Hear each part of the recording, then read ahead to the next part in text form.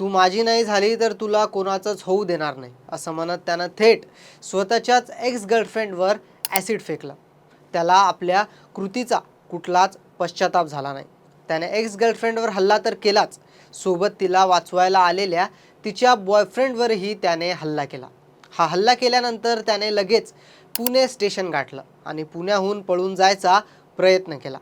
स्वतःच्याच x गर्लफ्रेंडवर acid हल्ला करणारा श्रीराम कोण होता? असं काय घडलं की श्रीरामने थेट तिच्या एक्स गर्लफ्रेंडवरच ॲसिड हल्ला केला? पाहूयात या व्हिडिओच्या माध्यमातून.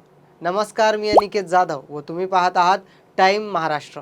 प्रेम करणं हा काही गुन्हा नाही, परंतु प्रेमाच्या ओघात केलेला गुन्हा हा गुन्हाच असतो. गेल्या काही काळापासून प्रेम संबंधातून झालेले गुन्हे मोठ्या प्रमाणात वाढताना दिसत आहे. काही एकतर्फी प्रेमातून तर कधी अनैतिक प्रेम संबंधातून हे गुन्हे घडतात. असाच एक प्रकार घडलाय तो म्हणजे पुण्यात, ज्यामुळे एकच खळबळ उडाली आहे. मध्य प्रदेशातून पुण्यात काम करण्यासाठी आलेल्या 21 वर्षाच्या तरुणीवर तिच्या एक्स बॉयफ्रेंडने ॲसिड हल्ला केलाय. पुण्याला काम करण्यासाठी आलेली ही तरुणी मूळची मध्य प्रदेशची. मध्य प्रदेशमध्ये असताना तिची व आरोपीची ओळख झाली. नंतर या ओळखीचं रूपांतर प्रेमात झालं. दोघांमध्ये सर्व काही सुरळीत सुरू होतं, परंतु काही कारणावरून दोघांचं ब्रेकअप झालं. दोघांचंही ब्रेकअप हे सहमतीने झालं होतं. तरी देखील श्रीराम तिच्याच पाठी लागला होता. 4 वर्षाचं रिलेशन आणि त्यानंतर झालेलं ब्रेकअप हे सगळं ते पचवू शकत नव्हता.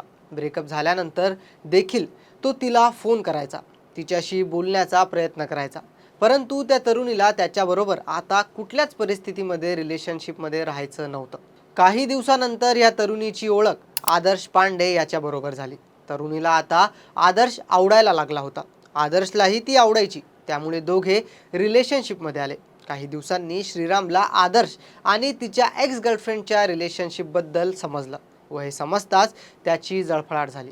यानंतर श्रीरामने पुन्हा तिच्या एक्सला फोन करायला तसेच तिच्याशी संपर्क करायला सुरुवात केली, परंतु श्रीरामसोबत कुठला संबंध ठेवायचा नाही असं तिने ठरवलं होतं. यातूनच तिने मध्य प्रदेश पोलिसांत श्रीराम विरुद्ध पोलीस कंप्लेंट देखील दाखल केली होती. यानंतर तरुणी आपल्या नवीन प्रियकरासोबत म्हणजेच आदर्श बरोबर पुण्याला आली. पुण्याला आल्यानंतर ती व तिचा प्रियकर दोन्ही लिव्ह इन रिलेशनशिपमध्ये राहायला लागले.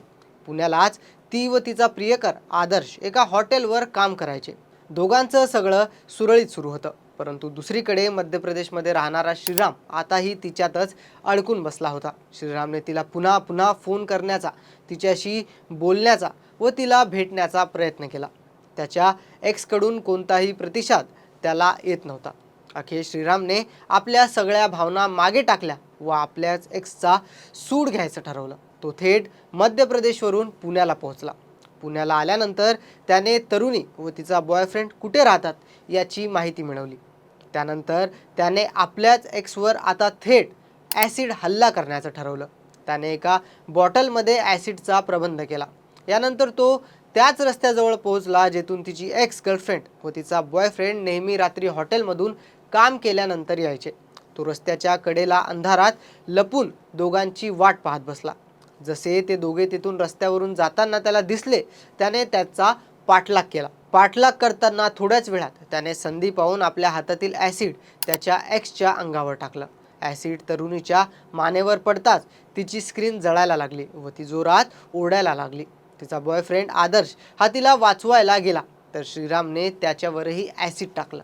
त्याच्यावर ॲसिड पडल्याने तोही गंभीर जखमी झाला होता. यानंतर आरोपी श्रीरामने लगेच घटनास्थळावरून पळ काढला, पुणे रेल्वे स्टेशन गाठलं व ट्रेन पकडून पळून गेला. दरम्यान या हल्ल्यात तरुणी व तिचा बॉयफ्रेंड हे गंभीर जखमी झाले आहेत. त्यांचा उपचार हा रुग्णालयात सुरू आहे. पोलिसांनी आरोपी श्रीरामला 24 तासातच बँगलोरमधून अटक केली आहे. परंतु पुन्हा एकदा प्रेमातून घडलेल्या या गुन्ह्याने अनेक प्रश्न उपस्थित झाले आहेत. या संपूर्ण प्रकरणावर आपलं मत काय, आपल्याला काय वाटतं हे आम्हाला कमेंटमध्ये नक्की कळवा. आणि व्हिडिओ आवडला असेल तर लाईक आणि शेअर करा आणि आमच्या यूट्यूब चॅनलला सबस्क्राईब करा.